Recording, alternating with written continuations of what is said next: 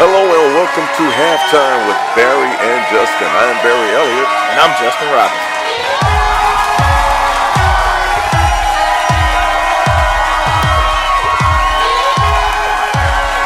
757 is what we're going to be featuring. And we've got a lot to talk about today about high school sports, national sports, college sports. And this 757 high school sports playoff is heating up, man. What do you think? Well, Barry, we got the Virginia high school playoff matchups. Let's jump right into it. Today we have Lancetown in an undefeated season. Now, this goes as a shock to me because, Barry, I didn't hear anything about an undefeated season. Never knew that Lancetown was undefeated since Percy Harvin's era of playoffs. Barry, how do you think the Lancetown team faces a tough team in Woodside? What do you see this game matching up to be? Like, where do you see those two teams going toe-to-toe? Well, I tell you what, with Thomas Riemann over there, and he's a solid coach, solid head coach, been in the Hampton Roads area for a very long time, even coached Michael Vick over at Warwick. And so he's now taken his years of experience and love for the game over to Lancetown, and his approach to football is, is you against me. I think that, Lancetown, by them being undefeated, right? And like you said, this is really surprising. I don't It's very understand. surprising. No one's really talking about it, and I'm like, since Percy and them, right? And matter of fact, guy that played with you when you played semi-pro, Marquell, he played with Percy and them. He was an Eagle. So the Eagles are really flying high. The Eagles, we're flying high. Right? And Eagles, they look over and soar over, and so in this, well, somebody was soaring over them and forgot them. They forgot them. How did they do that? Yeah, right, because they're going against a tough team in Woodside, but if they get past Woodside, and I know Woodside is preparing to take Lancetown Eagles on very toughly, they got to face a next tough task to go against Oscar Smith and Ocean Lakes. Now, that's if they beat Woodside. If they beat Woodside. So, between playing Oscar Smith or Ocean Lakes. That's a tough road. You're right, because you're sitting here facing an undefeated season, and any given Friday, you can be in a losing seat. Because I heard the game last week with Oscar Smith, that the Cox took them, gave them the business, with some missed opportunities the Cox had. Honestly, they had that game. And so football is about inches. Yes, it is. And if you missed a field goal or you hold someone and it causes you a major penalty that can take you out of field goal range, something like that, man, you're in for it. So Smith got by, and all you're really looking for right now is the W. How you get the W really doesn't matter right now. Yeah, because jumping in this Division VI matchup, I just think that seeing that Oscar Smith beat Cox by a touchdown and seeing Ocean Lakes beat Grammy by 2 touchdowns, that's going to be a tough matchup as well. And the Division VI is just getting started, man. This is a tough divisional matchup between Ocean Lakes and Oscar Smith, and to see Lancetown and Woodside go head to head, this is going to be a tough 2 weeks coming up for the matchup in D6. But it seems like you can always look forward to seeing Ocean Lakes be a part of the conversation.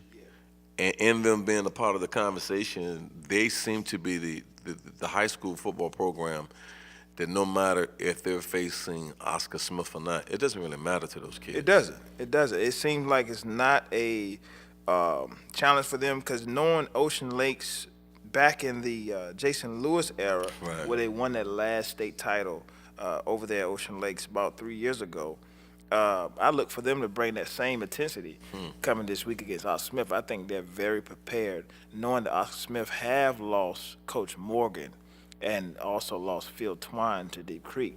I think that they are not afraid as much, but we're looking forward to seeing the coaching staff of Oscar Smith really prepare for this game here going against Ocean Lakes. I wonder now that Twine's gone, what's really happening in that box up there now? What's really I wonder what's really been going on between that sideline and that box now that Twine's gone. Because Morgan's gone too. Right, and So they lost a game. They was almost at winning 100 regular season games. And how you get to 99 games and you only needed one game to make 100 regular season wins, and they fall 8-2. I believe that Deep Creek JV was the first JV to beat Oscar Smith's JV in 80-some games. Yeah. And that's crazy. That's crazy. Morgan, he did an unbelievable job with that school and setting that program, starting with you and you guys when you know what, you're kind of bleeding over in a lot of this conversation right now. Yeah. You know, I come out of that first team with Morgan in 2003 era. We started out 7-3, and it was a tough battle. I think, and see Oscar Smith at this level of where they are, it reminds me of when I first started with Coach Morgan, Oscar Smith. And it puts me in that same realm. This is a tough task for them going against the Ocean Lakes team that is firing at all cylinders just like them. Playoffs, it's going to be a tough battle. I would, if you had to choose a game to go see this week, who would you go see? Don't tell me your school now. I mean, just give us a little. Man. Just looking at it, who would you go see play this Friday night? And I won't allow you to go see Oscar Smith. In a Division of 6 matchup, Let's say any one of them. Any What one of game really would say, man, you know, I just want to see that game this week? well, I will have to go right into our matchup of the week. It will have to be the Division 4, Deep Creek versus Lafayette. Oh, I'm gonna tell you why. Yeah, let me hear This is a very interesting. Hey, ladies and gentlemen, let me tell you, here. he was born in Chesapeake, not far from Creek, so you might get a Creek. Go ahead. I say, you know, since the Cox brother era, Deep Creek has definitely came out of the woodworks. Remind you, this was a 0-12, 0-10 program for about 5, maybe 6 years. Since the Cox brother era. I was there when it started with Calvin. Oh man. Oh man. It was a tough time over there at Creek, man. I didn't hear the horn blowing too much in the Purple Thunder, man. The Purple Thunder kind of retired for years, man. Knowing the talent that came out of Deep Creek, like D'Angelo Hall with the Washington Redskins, and James Anderson, and Deion Dyer, and Darryl Tapp, and good gracious, man, such a tremendous talent that came from there, man. So now we have, they made Swamp Thing retire. right. We got the Twine connection. Woo, that's a good one. This is a very good one, man. The first year for the Twine connection, father and son coaching together. True story. One day I was in a store, and I walked in the store, and I saw a gentleman. He had some gear on, some Creek gear on. You know, I wear my Creek gear regardless. I bleed purple. I love it. But I walked in the store, and I saw this gentleman standing at the counter. I'm like, hey man, you know, you at Creek? I said, yeah. What are you doing there? You coach football? He said, yeah, man. I'm the head coach. And I said, wow. But that young man was so personable, man. Yeah. I mean, he didn't like, I'm in a hurry, get back to school. He stood there to have a conversation about his school. Right. And, you know, I told him that I had coached there one year. And we just had a honest, not point finger type conversation. Yeah. He's not that kind of a person. Very humble guy. Oh man, and that's what drew me to him. And I hear you talk about his father all the time. Yeah. Which was my coach. Which was your coach at Smith. Yeah. And then I was talking to him about it, and I said to him, I said, man, I've always believed the past 4 years at Deep Creek was merely, it was a coaching situation. Mm-hmm.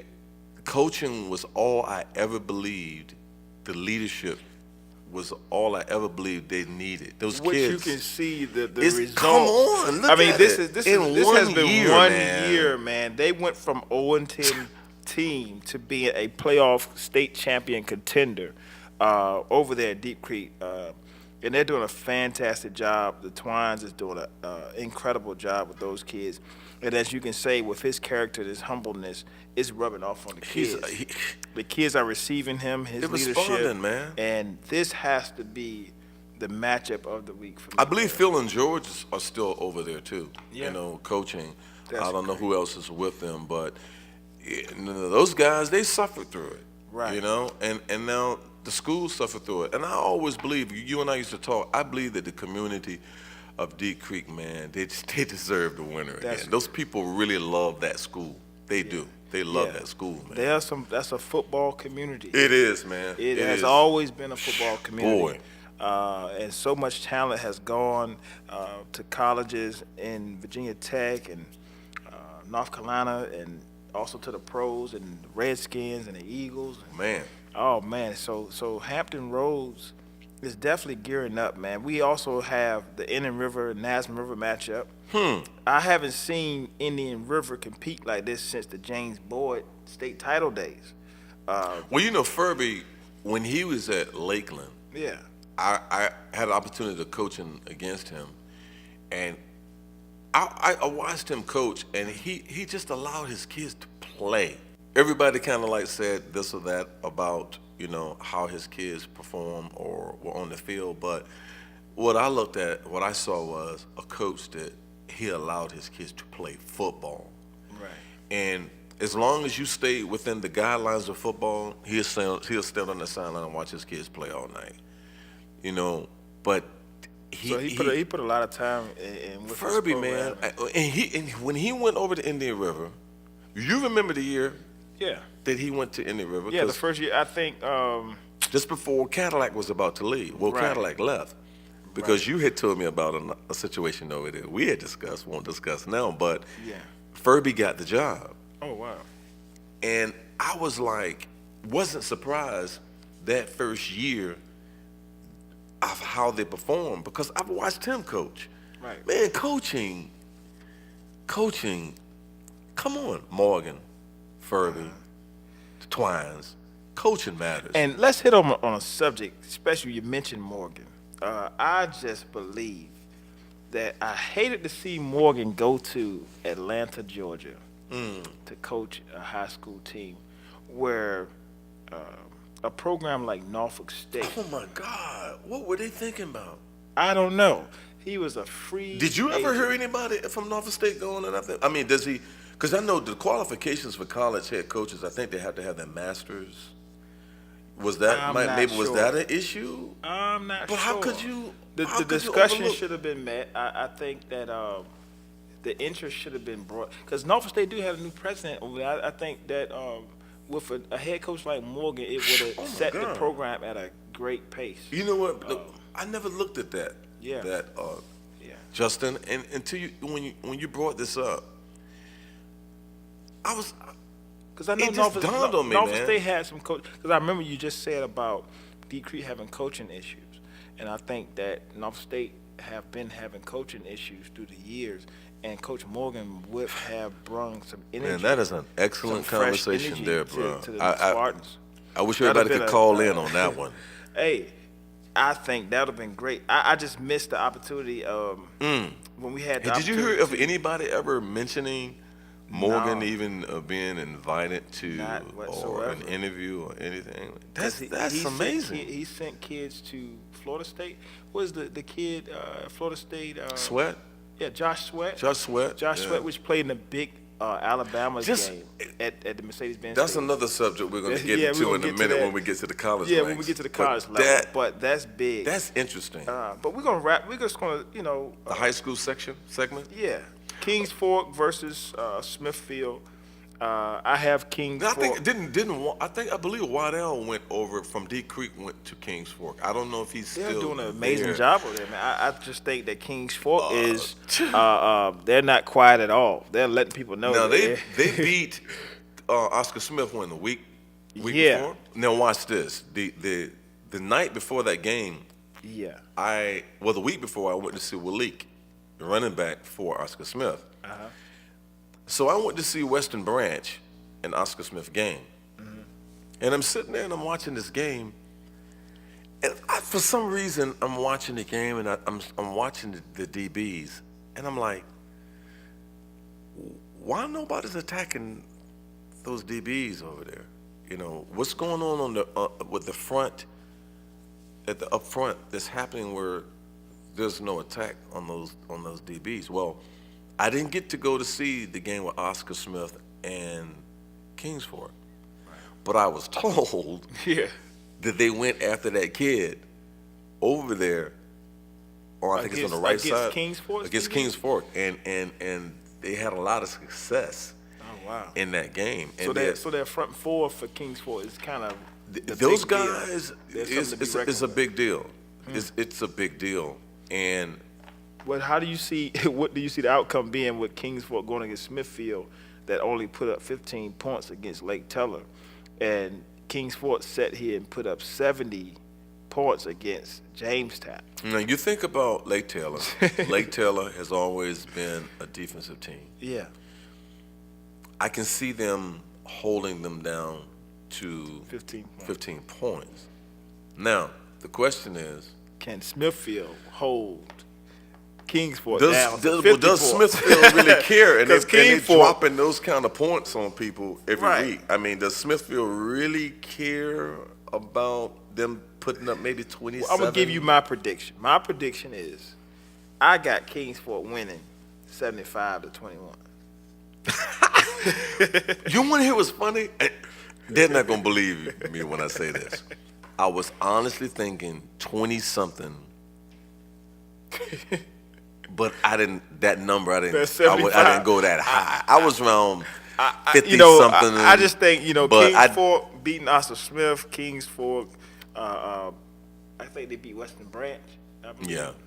And those are some high-powered offenses and defenses. To go against Smithfield,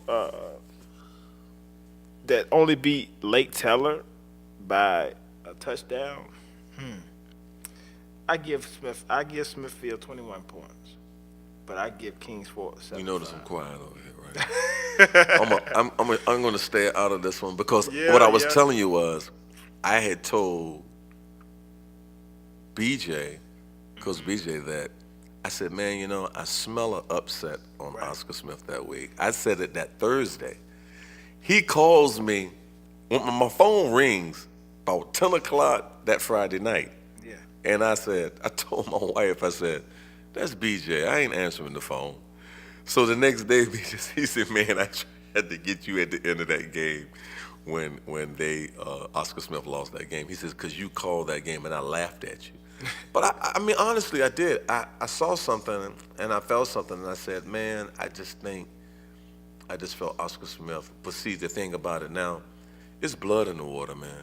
And the sharks are swirling around Smith. They left some blood in the water. So I think overall, Division 5, Division 6, and Division 4, the Virginia High School playoff matchups is gearing up for a tough one. This is going to be a tough one. This is going to be a fight to the finish. Well, I'll tell you what, man. That's a good one. You're listening to Halftime with Barry and Justin. We'll be back with more Halftime with Barry and Justin after this. Make sure you subscribe to our YouTube channel at Halftime with Barry and Justin. And also follow us on Twitter at Halftime with Barry and Justin. Also, you can catch us on Facebook Live at Halftime. All right, thank you for tuning in. This is Justin Robinson. And this is Barry Elliott, and this is Halftime.